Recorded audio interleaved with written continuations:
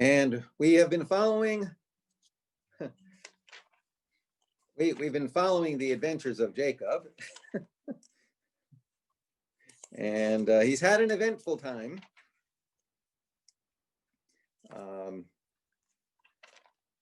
First playing tricks and then being tricked and then playing tricks again. And now he's returning to the land of Israel, and he is he's getting ready to greet his brother. And he's pretty frightened because they didn't leave on such great terms. And he can't call up by cell phone and find out what mood the guy is in. So there's a lot of anticipation. And you can read all about it. Read all about it in Genesis 32 and 33. It's an eventful time. But we're looking at a section just before, because Jacob is really not clear what his brother is going to be doing. And all he knows is that his brother is coming towards him with a troop of like 400. So he divides his camp, and then it says, that same night he arose, and taking his 2 wives, his 2 maidservants, and his 11 children, he crossed the ford of the river Yabok. After taking them across the stream, he sent across all his possessions. Jacob was left alone. And a man wrestled with him until the break of dawn.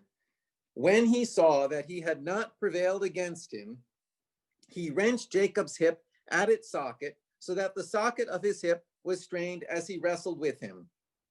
Then he said, let me go, for dawn is breaking. But he answered, I will not let you go unless you bless me. Said the other, what is your name? He replied, Jacob.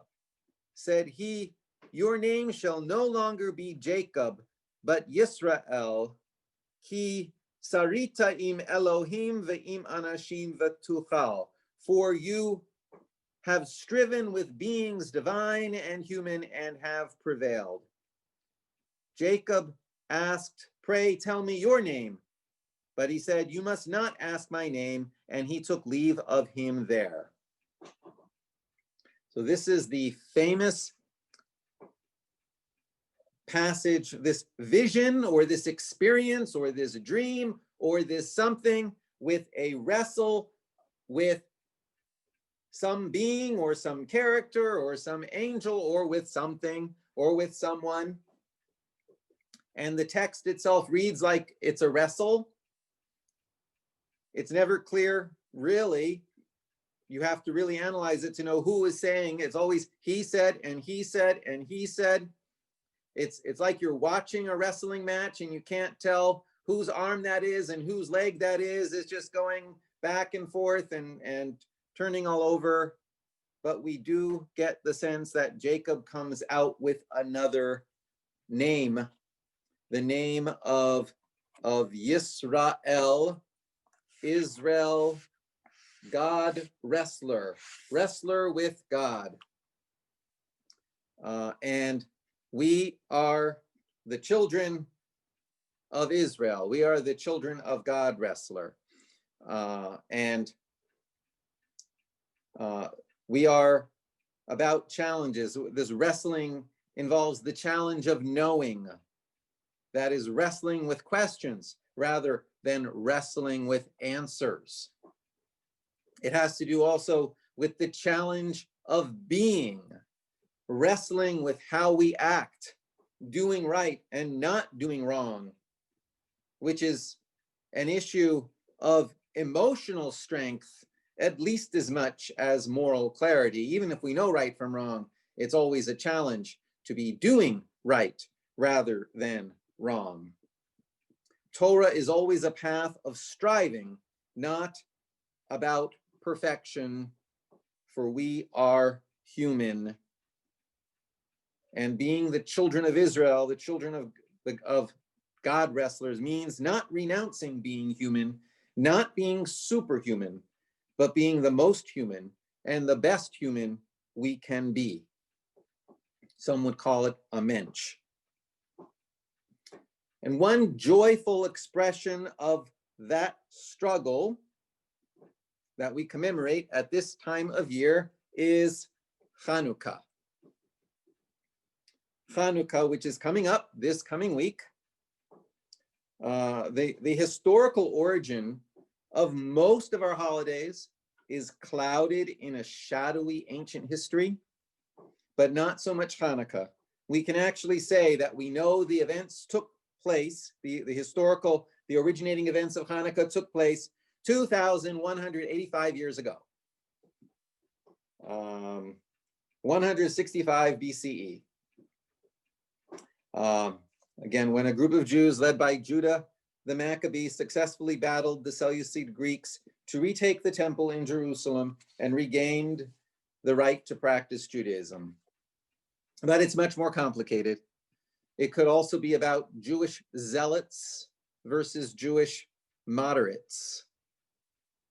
But it's all about the struggle, the striving, the struggle of being Jewish, and the wrestle about how to be Jewish in the circumstances of a new world.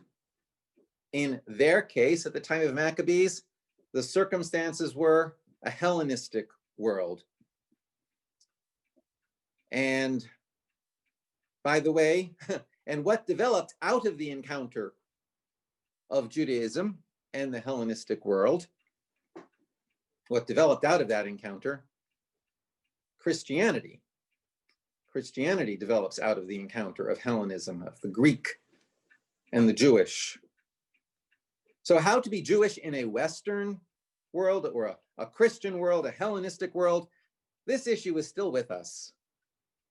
So Hanukkah actually marks an early turn in an ongoing cultural wrestle for us that continues. How do we do Jewish and be Jewish in our time and place? It's what used to be called the December dilemma.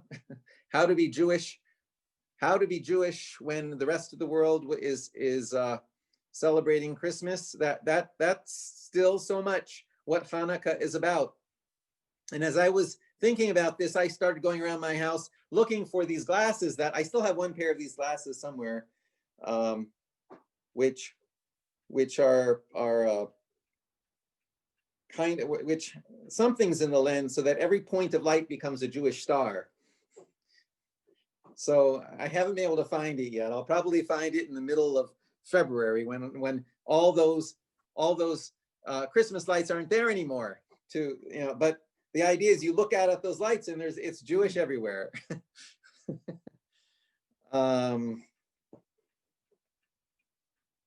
That being said, Hanukkah has been given many specific meanings over the generations, perhaps reflecting different understandings of our contemporary struggle to know how to be Jewish. So American Jews at some point started describing Hanukkah as being about religious liberty, religious freedom, the first holiday for religious freedom. That's how I grew up hearing about it. That's a very American way of understanding the Maccabee story. It's true. It's about the ability the freedom to practice Judaism. But again, it's a very American way of thinking about it.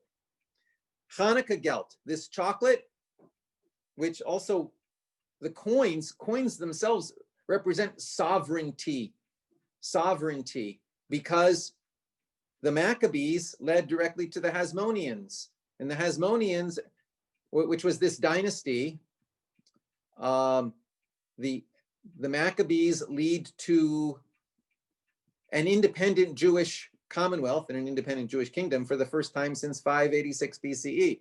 So sometimes in Jewish historians call it the Second Jewish Commonwealth, which is probably why Hanukkah Geld used to have on it, maybe some still do, you'd look at that large coin and it wouldn't say Judah Maccabee, it said Theodore Herzl. Theodore Herzl, who was in some ways, the founding inspiring thinker, let's say, the founding inspiration of political Zionism. So that's clearly a statement that Zionism was a new form of the Maccabean struggle, the work to create a third Jewish commonwealth. An irony, of course, is that one of the things that the Zionist movement developed to celebrate this understanding of being Jewish was something called the Maccabiyah. It's an international Jewish sports competition every 4 years where Jewish teams from Jewish communities all over the world gather and compete in these athletic events in a great festival modeled after the modern Olympics. But what? The Olympics. How Greek can you get?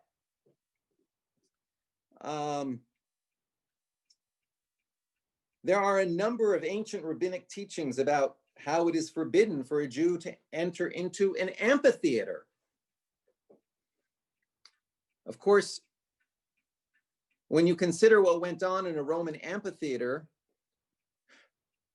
the gladiators and the cruelty, you can see how non-Jewish that activity was, especially if it was done at any moment in honor of Roman gods.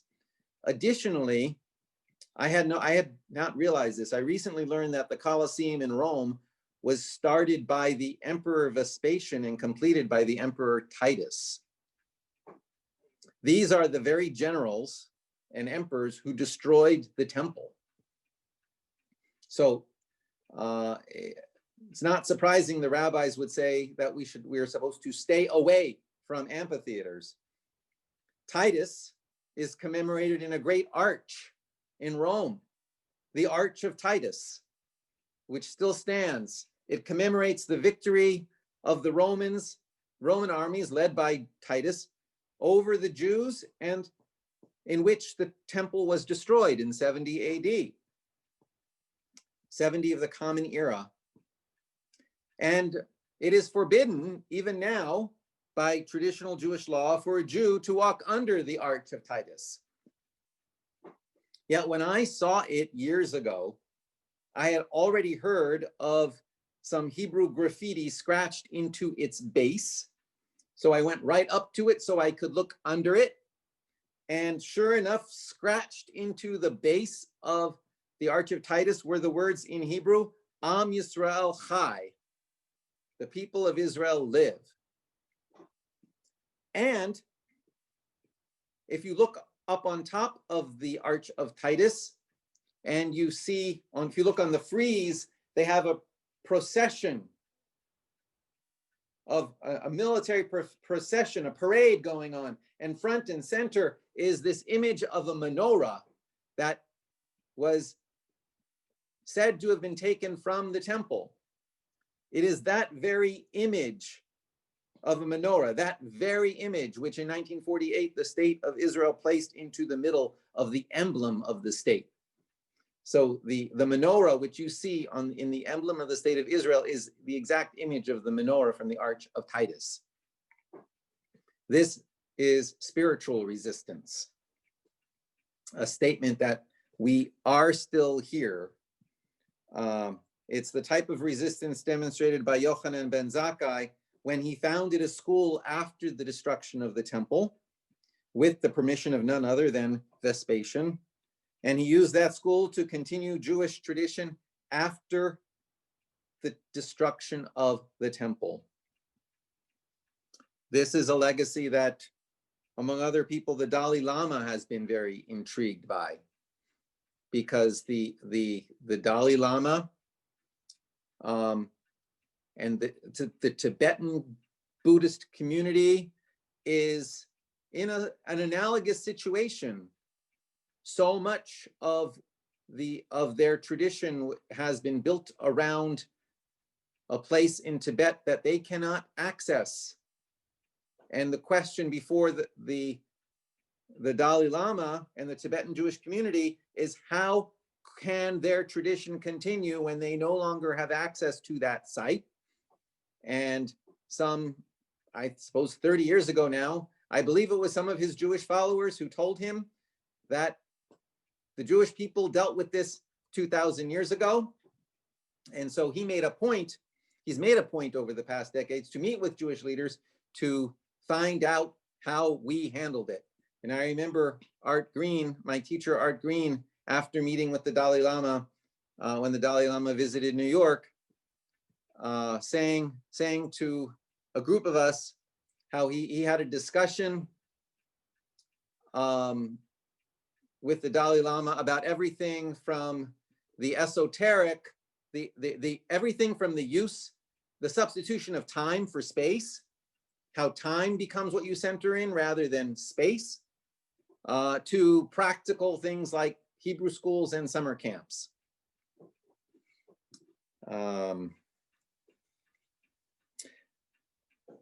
The book of Maccabees is one place where we learn a lot about the Maccabees. There's more than one book. There's at least 4. However, I cannot look at any Jewish sources really to find the book of Maccabees. I actually have to go to a Catholic Bible to find the book of Maccabees. I often say at this time of year to people in talking about this, we got the holiday, but they got the book. The rabbis did not include the book of Maccabees in the Bible, in the Tanakh. They did not preserve the book of Maccabees in Hebrew. The church preserved it in Greek. The rabbis generally excluded books that they were recent, too recent for, or they knew the origins of it, or there was something about the teaching that was not kosher in their estimation, or in the case of the book of Maccabees, it may have been that it was too much about a dynastic festival, since the Hasmoneans were a historically recent dynasty, which they were not fond of, and actually which descended into civil war eventually, and created an opening for the Romans to come in as peacemakers, so to speak, and started a whole new era of problems. But when you read in the book of Maccabees, which is in the Catholic Bible, about the dedication of the temple, and Chanukah means dedication, let me read a few verses here. Now, Maccabeus and his followers, the Lord leading them on, recovered the temple and the city. They tore down the altars. They tore down the altars that had been built in the public square by the foreigners, and also destroyed the sacred precincts. They purified the sanctuary and made another altar of sacrifice. Then, striking fire out of flint, they offered sacrifices after a lapse of 2 years. And they offered incense and lit lamps and set out the bread of the presence, the showbread. When they had done this, they fell prostrate and implored the Lord that they might never again fall into such misfortunes, but that if they should ever sin, and they might be disciplined by him with forbearance and not be handed over to blasphemous and barbarous nations. It happened that on the same day on which the sanctuary had been profaned by the foreigners, the purification of the sanctuary took place, that is, on the 25th day of the same month, which was Kislev. They celebrated it for 8 days with rejoicing in the manner of the festival of Sukkot, remembering how not long before, during the festival of Sukkot, they had been wandering in the mountains and caves like wild animals. Therefore, carrying ivy-wreathed wands and beautiful branches, and also fronds of palm, they offered hymns of thanksgiving to him who had given success to the purifying of his own holy place. They decreed by public edict, ratified by vote, that the whole nation of the Jews should observe these days every year. So they're dedicating the temple. It's the 25th of Kislev. They're celebrating Well, they're lighting the lamps. They're celebrating for 8 days because 8 days is the length of the time of Sukkot. And both Solomon's temple and the second temple are dedicated on Sukkot. And we see some description, it seems, of the lulav. And what's missing from this story? What's missing from the story that we normally think about on Hanukkah? The lamp and the 8 days. The oil. The oil. It's not in the book of Maccabees. So, and neither is a tractate about Hanukkah, neither is there a tractate about Hanukkah in the Talmud. There is not a section of the Talmud about Hanukkah. But in a discussion about lighting of Shabbat candles, we find a section where they suddenly ask, what is Hanukkah? And then it goes on. For our rabbis taught, on the 25th of Kislev, there are the days of Hanukkah. They are 8. And one is not allowed to offer a eulogy or fast on them. So they are joyous days. For the Greeks entered the temple and they defiled all of the oil in the temple. And when the Hasmoneans prevailed, they looked and did not find anything but 1 flask of oil that was stamped with the high priest's seal. And there was only enough light to light for 1 day. And a miracle was made, and they lit for 8 days. The next year, they established these days as holidays for the recitation of the Hallel and for Thanksgiving. To recite Hallel, a set of psalms like on festivals. This is in the Gemara, by the way. It's not in the Mishnah, the early part of the Talmud. It's in a later part of the Talmud. It's maybe about 400 years later, which doesn't mean the story didn't exist before, because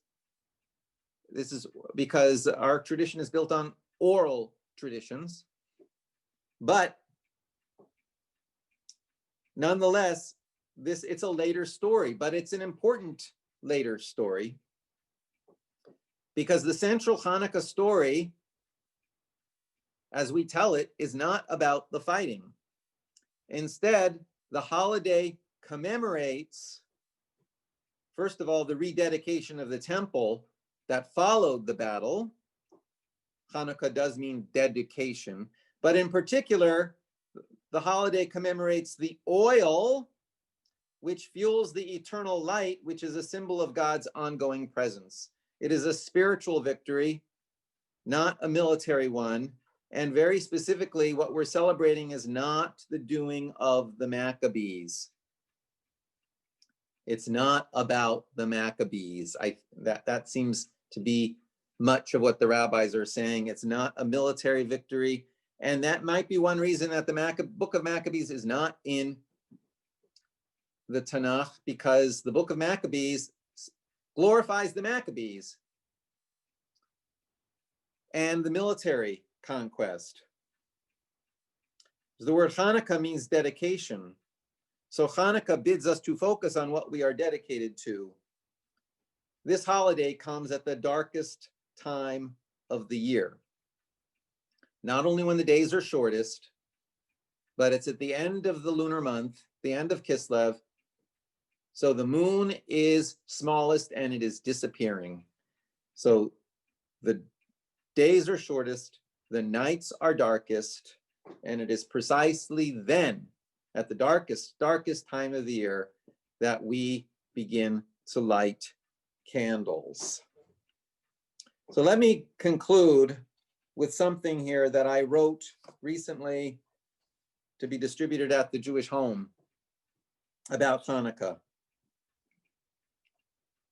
What all the meanings of Hanukkah have in common, whatever those meanings, what all the meanings have in common is the ability of a small group or a small effort to make a big difference. Small efforts, especially if done with great dedication, which is the meaning of the word Hanukkah, can inspire big things. One candle can dispel all the darkness around it. A small, weak people can overcome far greater strength. The human spirit can overcome great adversity. Religious people see in this somehow the hand of God, but regardless of your theology, there is great hope in the Hanukkah message that we can overcome great challenges. So many people in our lives are dealing with difficult circumstances, as we can see here every day. Hanukkah reminds us that somehow, especially with the help of each other, we can find within ourselves or outside of ourselves the hope and the strength to see our way through our most difficult times. This year in particular, we each should focus on the joy we all find in this season. Joy is a source of strength and light for each of us. This year, 2020, has been a time of great isolation for so many people in the world. In this season, we can each think of ourselves as something like the candles of Hanukkah that are traditionally put in a window for everyone to see. Even though we do not get physically close to the flames, the light of those candles shines out through the window glass, filling everyone who sees them with joy. That is how it has been for many of us this year with remote visits, sometimes also through our windows. When we think of ourselves and our families and friends as Hanukkah candles, we know that the light they bring into the world can reach us and fill us with joy, even from the distance we are all forced to keep in these days. We can each celebrate how the light and love that shines towards us from our friends and family reaches us even from a distance, and the joy of that love can be for each of us a source of strength. So everyone, a happy and joyous Hanukkah in a very strange year.